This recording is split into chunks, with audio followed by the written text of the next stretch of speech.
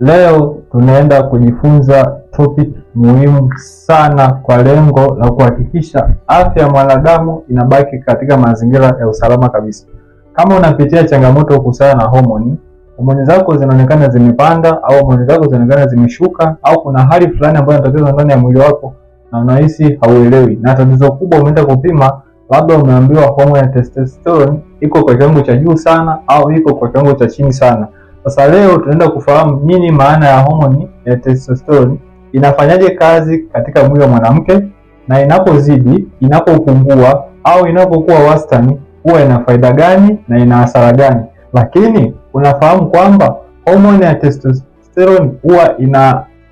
faida kubwa sana kwa upande wa kudetermine mtoto ambaye atazaliwa na jinsia yake, yaani maana yake mtoto wa kike au mtoto wa kiume atakapozaliwa nini huwa kinapelekea. Maana unapozaa mtoto wa kiume, basi ni hii homoni huwa inasababisha, au kutakuwa na sababu nyingine, lakini miongoni mwa sababu ambazo zinaweza kuchangiwa kwa kiasi kubwa mtu akajifungua mtoto wa kiume